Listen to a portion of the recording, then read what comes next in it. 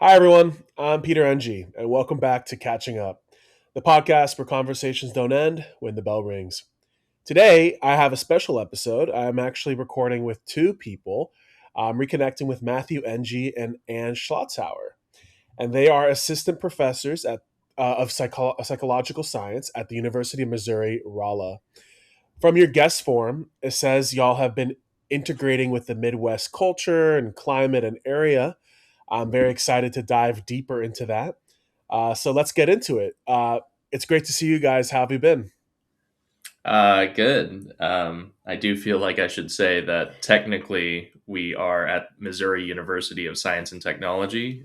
University of Missouri at Rolla is an old defunct name for this Ah, university, but listen, I was trying to give you guys as much accuracy to your titles because in your form you just said psychological assistant professors of psychological science. So I was like, okay, come on, I want to make sure you know where you're teaching. clearly you just did so much research on the role that you were looking up a previous name. So Yeah, that was it. Yeah. it's a historical. Okay, so it's University of Missouri S&T. It's Missouri University of Science and Technology, Okay, my bad. Missouri University of Science and Technology or Missouri but University the S&T. common name is just Missouri S&T. Okay, perfect. So I'm glad to hear you guys are doing well. In case it's not obvious from naming and even just how we talk to each other, Matthew is my younger brother of 4 years. So it'll be a very interesting dialogue that we get to have because we already know so much about each other. But um, without getting too far ahead, there's a special time where this podcast kind of focuses on our youth, especially in our teenage years. And Matthew and I weren't around each other as often during that time due to the fact that we have this 4 year age gap. Anne, how are you doing? Can't complain. Happy to be here. Happy to be here. That's what we love to hear. Um, we kind of covered this, but for people listening, how do we know each other? Um, well, I Matt and I have been dating for. Over 6 Thank years you. now. I got On the nervous. spot. Okay. I definitely know. I just no, it's tough because we started dating on leap day, so it's either 6 years or it's a year and a half, depending on how you count. Yeah, yeah. I like that. But yeah, so Matt and I we met in our PhD program and obviously started dating then. And so I, when did Peter and I first meet? Probably sometime. I mean, close to 6 years ago. Yeah, roughly. It would have been sometime in 2020. Yeah. Do you Yeah. remember like our first interaction? Or Matt, do you remember when you were like, "Hey, I'm introducing Anne"? It's hard to say because I just remember being really nervous. I don't Yeah. remember what specifically we did or anything. I remember feeling very That's nervous. usually the reaction I get when people meet me for the first time. So Yeah. No, I felt less nervous once I actually met you, I think, but I felt Yeah. nervous ahead of time. Yeah. I can't recall the actual first time that you two met. I don't feel like it was anything special, not in a mean way, but just kind of like nothing stood out about it. So okay, fair enough. Well, I appreciate catching up a little bit there. Let's transition to one of our first segments, and it is what did you learn today? So I can start us off, or you guys can go first. no, go ahead. Okay, I guess I'll start us off. I literally was hearing a podcast on the way driving to get some bagels this morning, and there's a term that I'm sure Ann is very familiar with, and Matt has probably picked up in his experience transitioning to the Midwest as he shared. But being a Floridian for most of my life, I've never heard of this before, but it's called full spring. Mhm. And Yeah. the podcast I was listening to, it's called the Jam Podcast. It's a bunch of guys in Chicago. Great podcast. But they were mentioning full spring. And I guess in this time of the year, which to give a little bit of backstory, and Matt, my wife Julia, and I, we were all discussing going to Chicago around this time.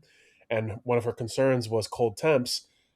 Growing up in Florida, it's March. It's currently 71 or sorry, 80, 81 outside. By March, you don't expect cold temperatures in Florida anymore. But this full spring premise is pretty literal where you think, okay, it's going to warm up and then bang, it hits you again. So was that something you guys already knew? Yeah, well, I had heard of it before, but I'd never really experienced it, obviously, until I moved out here. But literally, we're experiencing it today. I mean, 3 days ago, We hit we hit a 80. high of 80, and Yeah, then a few days ago. tomorrow the high is 28. So Wow. this High of spring, 28. yeah, the spring and fall, it's not just a spring thing, but I think most people complain about it from a spring thing because You're ready for you're winter to be ready for over. winter, yeah, and so you get a little bit of a taste of like, oh my god, it might be over, and then winter comes back and just kind of. So we have some snow chance tonight, Oh my which gosh. is Wow. a little wild to be considering, but yeah. Okay. Well, how about you guys share what you guys learned? Yeah, so I've got two things. One thing that I Ooh. learned, and He's angling for then, extra credit. yeah, Okay, one let's thing that go. I learned, and one thing that I actually clarified. I had heard of it before, but I never verified it. So the thing that I learned is more of a like regional thing and also general knowledge, but the zip code for St. Louis is 314. Area code. Sorry, yeah, the area code is 314. Yes. I've made Um, that same mistake. and the area code, the way that those area code numbers were actually designed, they were designed based on frequencies of calls made to areas in the year 1957. And at the time, St. Louis was one of the most populous metropolitan areas in the country. And so if you think about a rotary phone, the early numbers take less time to dial than the later numbers. And so, if you're starting with an area code at 9, you put your finger into the like little hole for 9, Sure. bring it Right. all the way around, and then it has to roll all the way back before you can put another number in. So, all of the most populous areas at the time of 1957 have area codes with low numbers because those are the quickest ones to dial as opposed to the longer ones. So that's fun. Oh, That's a fun thing. so Um, wait, where Matt and I grew up was St. Augustine, and our area code was 904. Is it because there was just not as many people living in St. Augustine, Florida?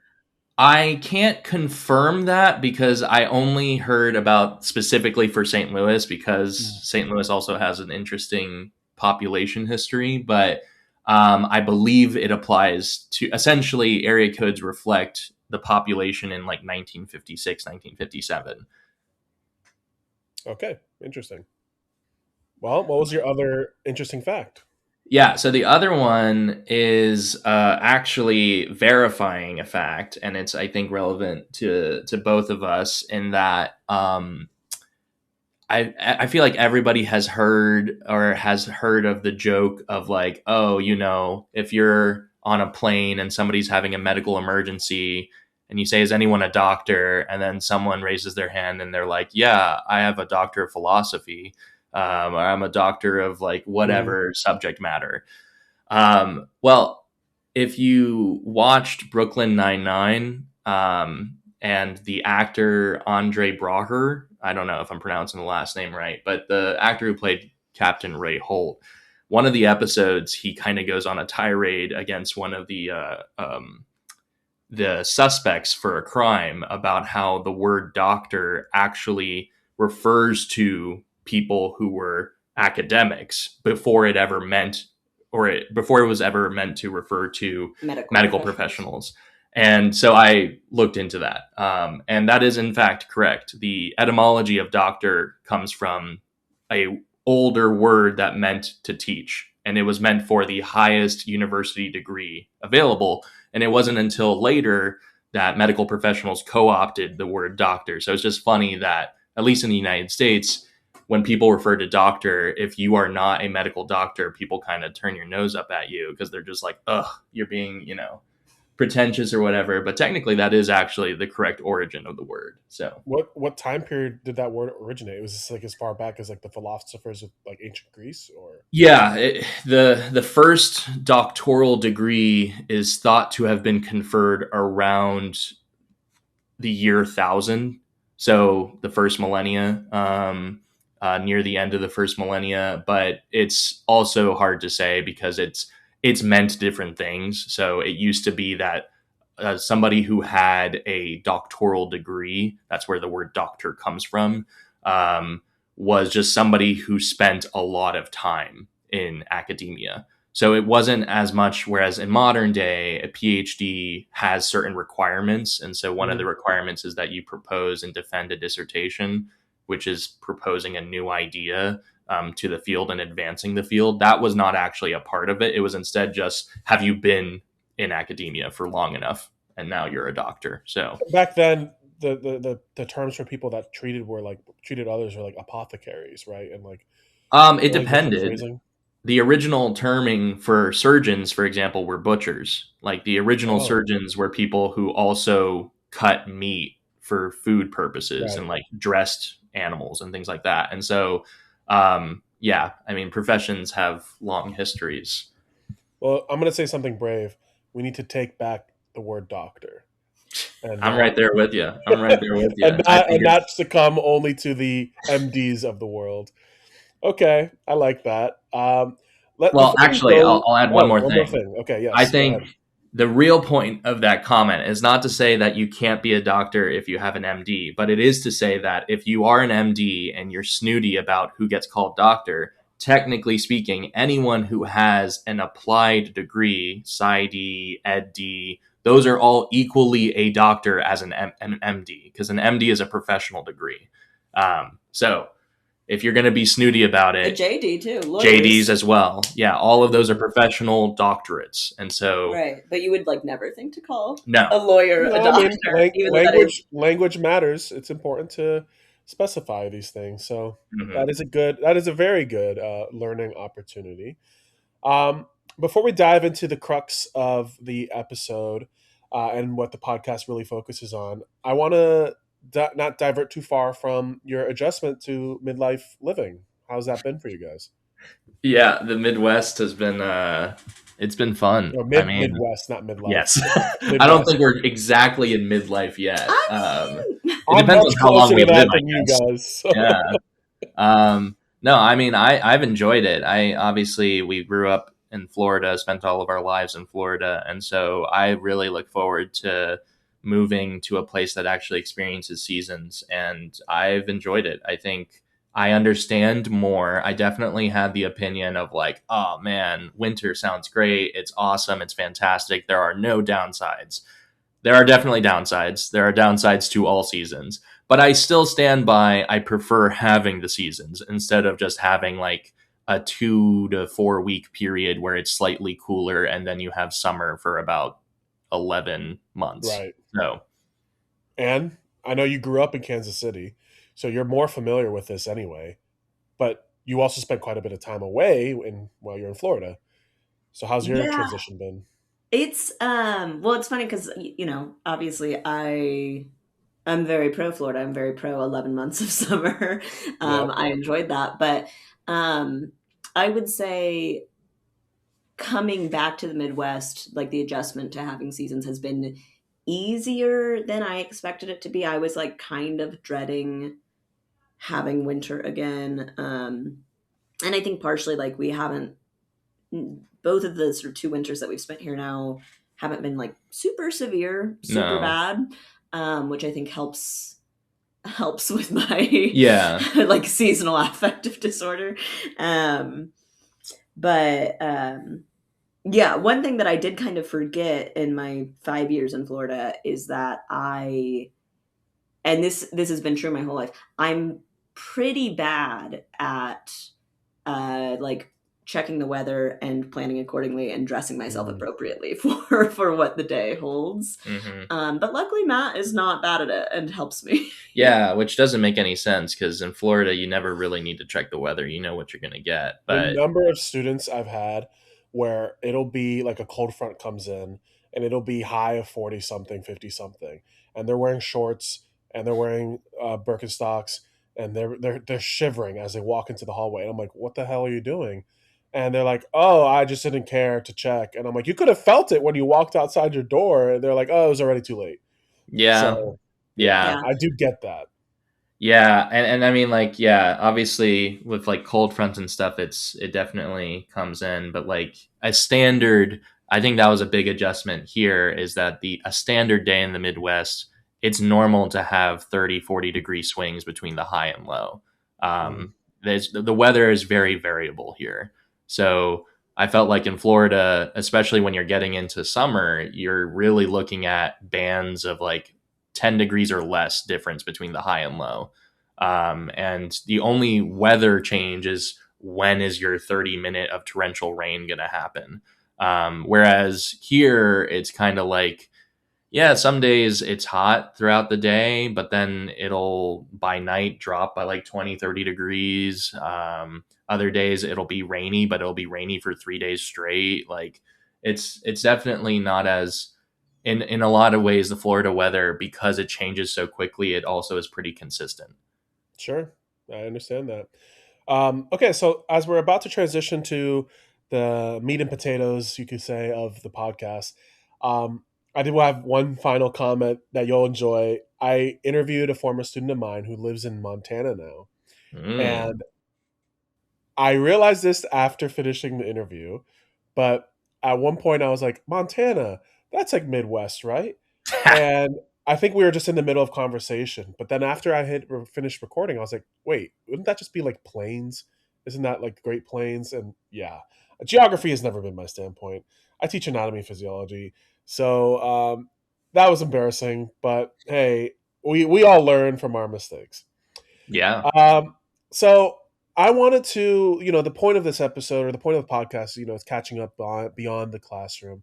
I wanted us to kind of have an opportunity to reflect on our past and who we were in that high school tumultuous time period of teenagehood and adolescence, and specifically like 16, 17 years of age. For most of us, that would be what, sophomore to junior year, depending on the state and the school that you attended. So let's first start there. Matt or Ann, is there a moment from high school? It doesn't necessarily have to be that sophomore, junior year, but is there a moment from high school that stands out to you when you think back to that time period? Hmm.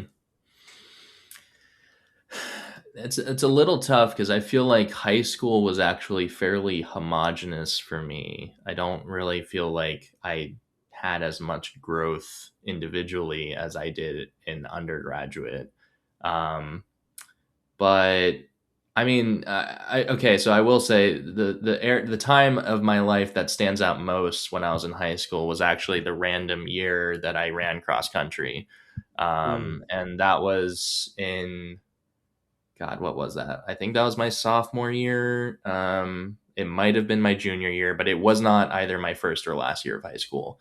And that was just, I don't know. It was, it's a weird situation where I was sitting with a group of friends at lunch, and they were all mostly people who were on the cross country team. And they were talking to a different person at the lunch table and trying to convince them to join the cross country team. And in their impassioned speech to get that person to join the cross country team, they looked over at me and said, Matt, you should also join the cross country team. And I was like, okay. So I did. It required so little peer pressure, and I learned that I don't like running. Shockingly enough, it's not something that I enjoy. So fair enough. yeah, It's an acquired taste for sure. yeah. Uh, Ann, anything that stands out to you? Um, no, no, like specific moments spring to mind. I sort of similarly in terms of just thinking about kind of the extracurriculars. Um, my freshman and sophomore years, I was a debate and forensics kid. Um, and so I just like, I have a lot of memories of like being at my high school at like kind of odd hours, like doing random debate prep and stuff. And just like, just a bunch of us would be, hanging out, like theoretically trying to get stuff done. But then, like, as time wore on, we would be getting sort of more and more off task and just kind of wild. And we'd be like, oh, do you think we can like sneak into the teacher's lounge now and like get something from their vending machine? And like, just like dumb high schooler hijinks of like the things that feel like meaningful, like exciting rebellion at the time, but are like very low stakes and actually just like silly in retrospect. Hmm. Got it. Okay. What did you picture life like? Okay, so let's again, it can be difficult remembering, especially when it's been, at least for, I mean, for sure me, but I think for you guys as well, it's been more than 10 years, right? Yeah, yeah, it's Way been more more than than 10 10. years.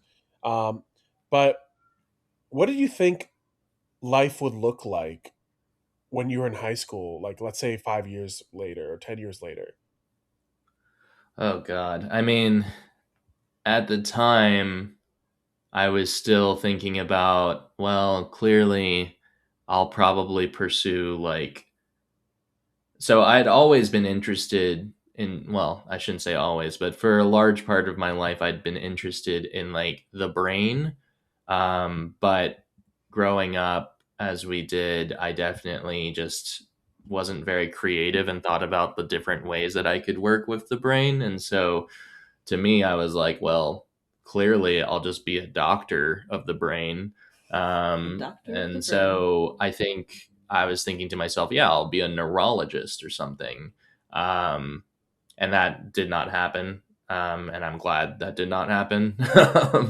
But yeah, I don't know. I think from high school, if I'm thinking like, so we both graduated in 2013.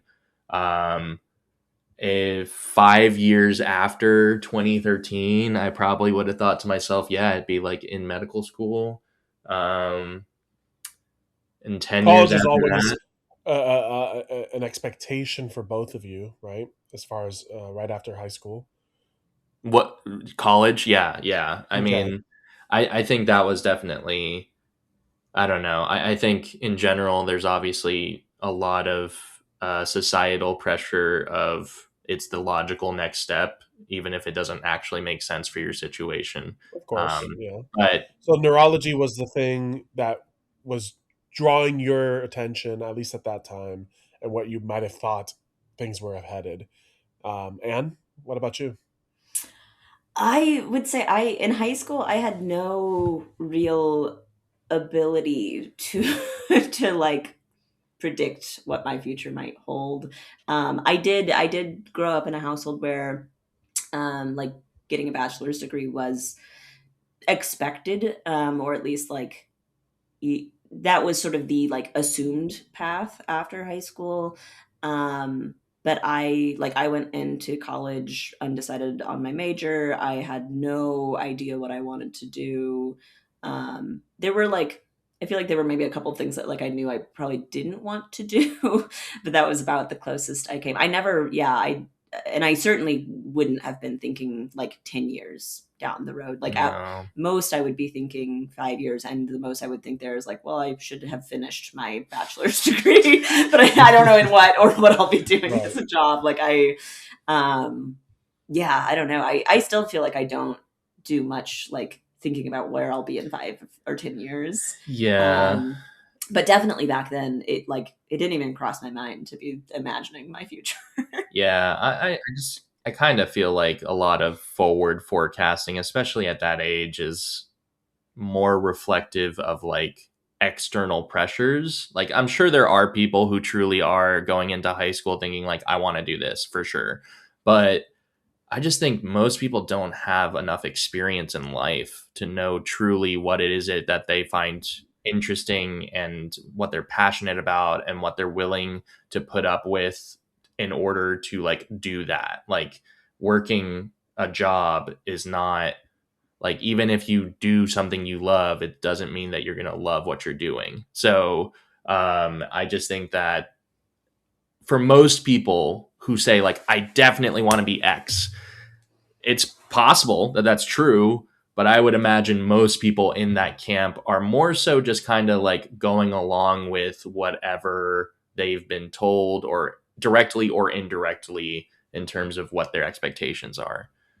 I agree with that. And I think at that stage of life, we've been hardwired as teenagers to rebel. And some of us, our definition of rebel is very different than others. But you're, for the first time, making decisions and choices that are driven by you and not just what your parents or adults in the room may be saying. And yeah, I think exactly what Matt was saying. There are times where you're still very much comfortable with following what you've been told for so long and believing, if I follow these steps, this is how success will happen. And I think there's many other times that where what Anne was experiencing, where you're just kind of like, you know what, I just want to live my day to day, and whatever happens next, great. And I think that's truly more of a healthy mindset to have. Sure, you don't. It's not a bad thing to plan ahead and think, what am I doing next? But you kind of have to live life and experience life to find that out. So I love what you guys had to say on that topic. Um, we'll finish up this little part of the conversation with a pretty interesting question. So, Anne, you can start us off if you happen to know off the top of your head. Back in that high school time period, what's one thing you could say you were confident about? Oh, God. I don't know if this is supposed to be a really hard question, but um, I will say I was. Ooh, is not confident in a lot at like 16 or 17. Um, I will say I was confident in like some of my friendships then. I will say I felt like, like these are my people and I can trust them and they are um not just like good for me, but like too good for me, like better than I deserve often. And some of those are like, people who I am still very close with Yeah. today. So those are maybe the like one thing that I felt really sure of. Yeah, I mean, confidence in a trusting relationship that you felt like you could be yourself and open everything about and rely on is Mhm. not common. And oftentimes I've learned this lesson myself, that oftentimes those relationships are just because of proximity and because you see these people all the time. But there are times where it can evolve way beyond that. So that's Mhm. really cool to see. Matt, what's something you felt really confident about in that high school time? So I can think of two things. One that I was falsely confident in, and one that I was actually like I think has withstood the test of time confident in. All right. Um, the thing that I was falsely confident in was my overall just like intelligence of topics. And I think that this is a very common thing for especially like high performing, high academic performing high schoolers. You kind of just feel like you're on top of the world. Everything you start learning about, it makes sense and it clicks. And what you don't realize is that you're learning things at a high school level. And so your mastery of high school level topics, sure, various different high schools have like more in depth content in different areas, but you will get to a point where that content becomes more tough, more challenging, more questioning. And so I think my confidence in my intelligence was not accurate at all. But I do think my confidence in my memory was actually very accurate. I've just always had a very good memory, and that has definitely supported my academic performance more than my effort in many times of my life. So I Would you definitely say you have think photographic memory? I wouldn't say photographic memory, but I would say that I have a above average memory, and I particularly have a pretty good memory for like certain details that are close to photographic memory. Like I don't have memory of like, oh, tell me what happened on this day. I can't tell you that. But there are certain things that are like just very much burned into my memory of like unnecessary detail. So like I remember when I learned in my AP Euro history class in the textbook that we used, the area of the textbook that was talking about art movements in Europe, talking about the Rococo movement. It was like on the left side of the book, and the lower half of the page was a painting, and the upper half was the text. Like that's all detail that's meaningless and has no actual value, but I do remember that. So it's just like random details like that. I gotta say, it's obviously that's a huge boon to school, especially K through 12 around that time. But it's very fortunate, and maybe our parents are to thank for this, but it's very fortunate that you never experienced, because I've had my fair share of students that run into this problem where they do have a natural intelligence or a natural ability to memorize much easier, and they just flat out get bored. And they'll ace every test, but they are barely passing a class because they just never turn things in. So in retrospect, pretty fortunate that that never happened with you, even though schooling for high school at least was a breeze.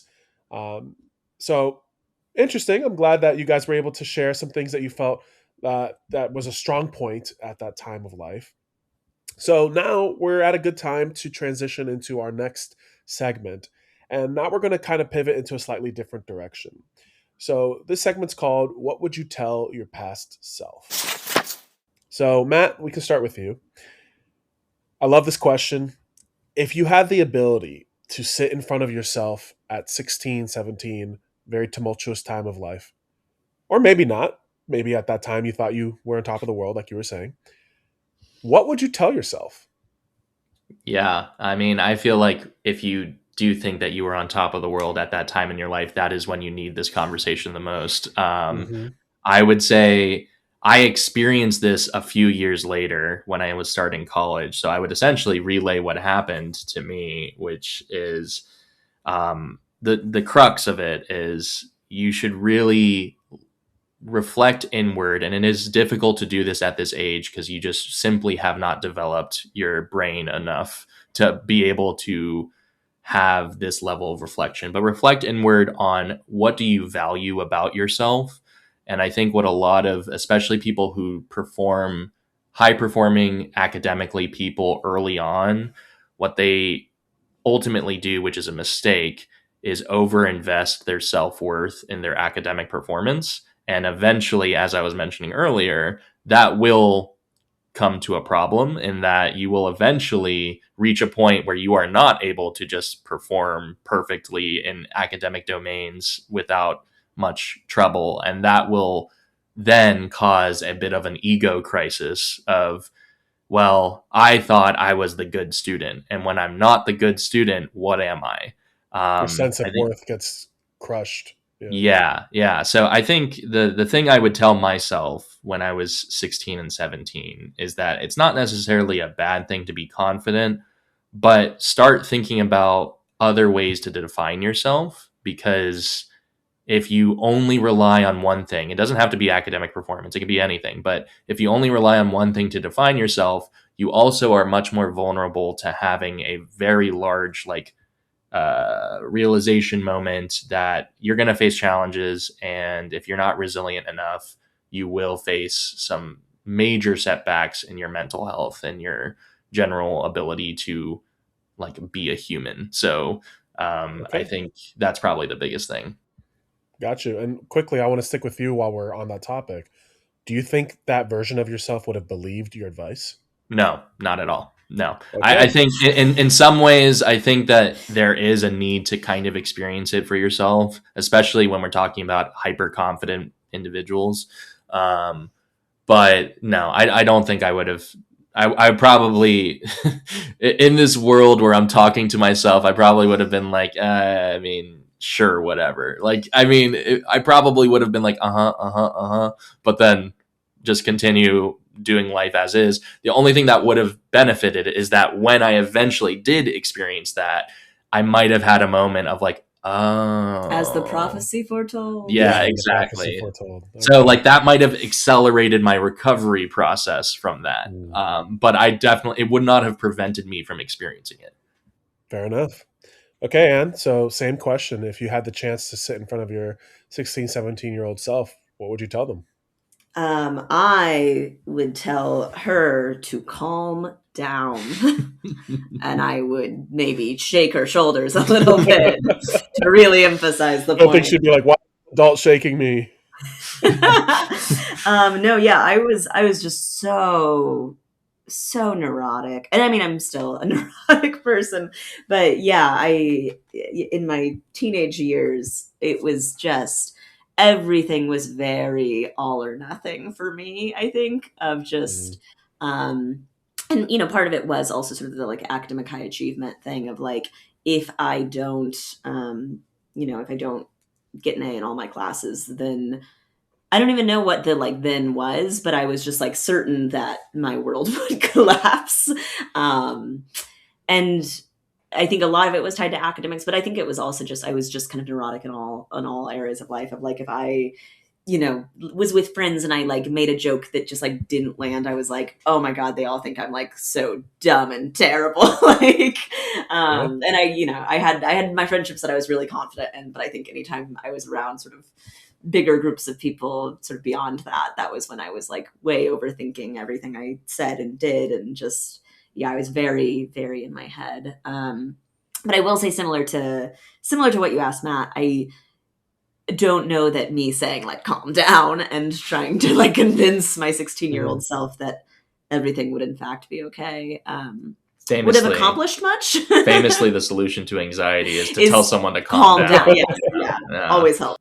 I asked this question primarily because I've experienced this with students of mine and people I've had a chance to reconnect with already, where at that time of life, they were truly trying to seek guidance from someone who may have wisdom or may seemingly know more and say, look, try this.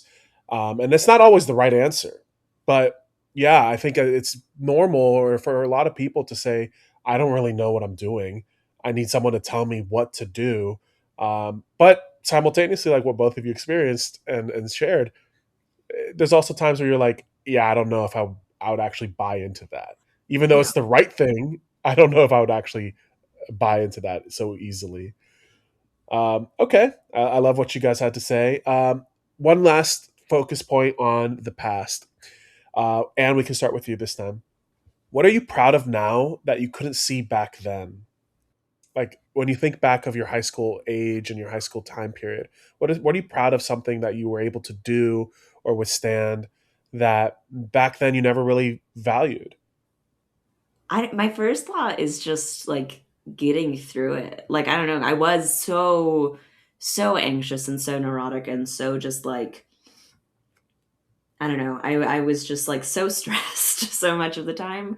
And I think just, yeah, just like getting through high school, and then like things got so much better in undergrad, and then things got so much better after undergrad, and then things got like, then when I went to grad school, things got so much better, and then like life just like kept getting so much better after high school. And I didn't feel like when I was in high school, I didn't feel like, oh, this is going to be like a low point in my life. Like I wasn't like bullied or anything. Like I had a fine like high school experience.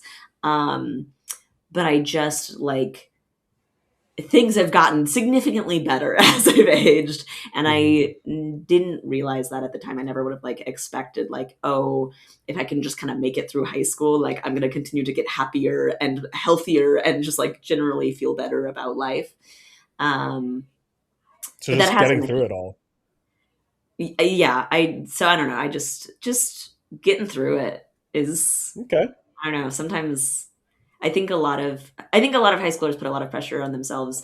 But like really just keep going. just get through it. It does. Things get a lot better. Yeah. I mean, I like that. Life doesn't just end after high school. No, like we're not in the so like ancient times where people died at 30. So like this is the peak of life. Like no, there's actually a lot of your life afterwards. So, I think the thing that I would say looking back, and I did not acknowledge this when I was in high school, but looking back, I think it's just impressive to me, was just the number of different people I like socialized with. I think that I consider myself not to be a social butterfly, especially like in comparison or relative to you. I think you're definitely much more of a social butterfly than I am. And so I don't really view myself as this very extroverted and going out of my way to make friends. And I got better with that as I grew older past high school. But all things considered, coming into high school, going from a private school into a public high school where I knew literally only one person at the high school when I started. And then, by the time that I was graduating, I was like at least at an acquaintance level with easily like 50 people, which like, I mean, that sounds like not a lot, I think, for people who go to big high schools, but like as a 30-year-old, the idea of having 50 friends sounds exhausting right now and like impossible. So like, it's just kind of like, yeah, that sounds like that was actually pretty impressive. And like the people that I was interacting with, it was fairly varied. It wasn't just like, oh, boys club, like I was friends with all the boys and that's it. And it was like, just high school boy shit. Like, no, it was definitely all over the place in terms of like I had friends who were outside of IB, the like International Baccalaureate program. I had friends that were in the like standard classes and honors classes. I had friends that across different social groups. And so I don't know. Obviously, I did not keep up with almost any of them, but I think during high school, I did not think about myself as being like generally social with other Mhm. people, but I actually feel like I was. So Okay, good to hear.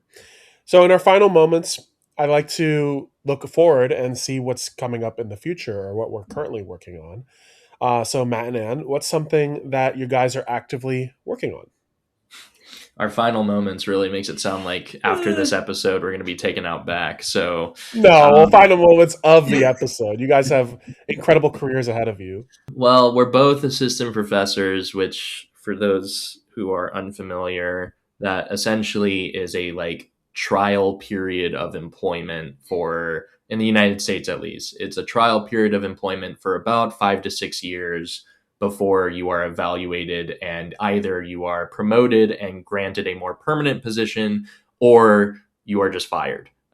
So that's probably the biggest thing for both of us It would be, professionally. it would be great to get tenure and become associate professors. That would be. So, when you become an associate after an assistant professor, it is guaranteed tenure?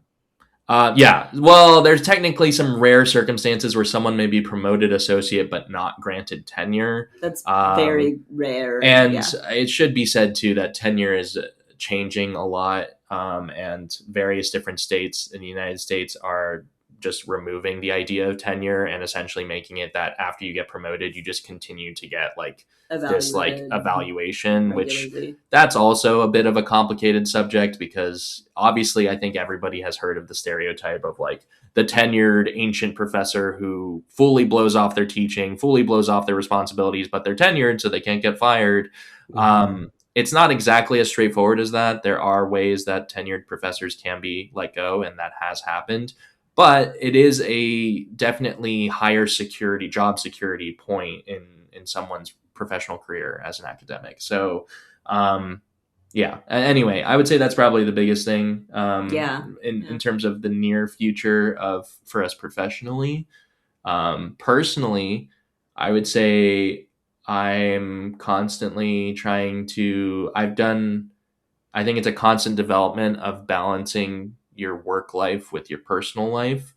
And that's an area that we study within our field as well. But just constantly really managing the ever growing demand of work with not overstretching and, taking on too much and burning ourselves out and not doing, well as individuals. So, Okay. Yeah, I think sort of adding on to that, I think the one actual like industrial and organizational psychology thing I will throw into this is that in terms of sort of people's recovery from work, right, and getting sort of back to a good healthy state, the research suggests that there are sort of certain types of experiences that you can have in your off time away from work that are sort of particularly helpful for recovering from work. And one of those is like really, we call it psychological detachment, but it's just like really not thinking about work, right? Really sort of getting away from work, not going home from work and continuing to think about like, oh, I should have done this, or like tomorrow I need to do that or whatever, right? And I think, knowing the research, I know like in my off work hours, I need to engage in activities that really consume my attention and really like, take me out of ruminating about work. But I do think that can be tough, especially when it's like, when you're tired from a long work day, it's very easy to just kind of like veg on the couch and watch TV, and that is not always as engaging of an activity as like depends on the TV. So we're watching Below Deck Down Under right now, and that season is 3 for those who want to watch along. with the people who help run like yachts? Yes, yes, Oh, and it is okay. truly stressful watching that, but like in a good way because like It I is just I engaging. can't help but think about like oh my god, like if I were in that situation, and that's enough to get me away from like thinking about work. Yeah. So reality TV Okay. does have beneficial purposes as long as you're using it in that way. Okay. And our final question before we conclude: back in high school, back in college, and it's different for you guys because you still work in education, but back in that time period, growth was so often determined in a very binary sense as far as academics and did you get A's on tests or were you present in class and not tardy or any of those factors. How would you evaluate growth today? Mm, that's a very loaded question. Uh, Happiness. yeah, yeah. I mean, Your happiness as a person, and specifically, I think there's maybe a ratio of like your happiness, um, with you, like the effect you have on others. Because I think if you're really happy, but it's like at the expense of other people, that's not. yeah, that's I not don't love that. okay. No. But yeah, I think it's some. It's got to be something to do with happiness. Yeah, I think that there are far too many ways. Like, there is no universal metric of like growth that captures everything. And so I think that ultimately, as much as people who are very like data driven and like numbers people, they're going to hate this, but I think that like a subjective evaluation by the individual after time has passed, how do you view yourself? Do you view yourself more positively now than you viewed yourself then? Like, I think that is a very powerful thing of, do you view that you have grown in whatever way you want to operationalize it? If it's like, academically or physically or spiritually or, socially with others, like all these other ways that you can grow. I would say that. Okay. Any final statements from either one of you? I had a conversation with one of our coworkers recently who is much more experienced and much better at teaching than I will ever be. And she was talking about how she's like working on the weekends and stuff, and how it's like, she just finds it hard to not work on stuff. And I told her, no matter how much you work, there will always be more work. And so it's important to keep that in mind. Not to say that work is meaningless and work is useless, but it is to say that you shouldn't be viewing work within like, I need to reach an end goal, because there's no such thing as an end goal for most people's work. So instead, have a different perspective on what you consider to be enough and sufficient. Okay, I like that. Anne? Ditto. I like Major that. Listen, ditto. that's a great closing statement. So I want to thank you guys for being here and for catching up with me today. And thank you, audience, for listening to Catching Up, where conversations continue beyond the classroom. I'll see you next time.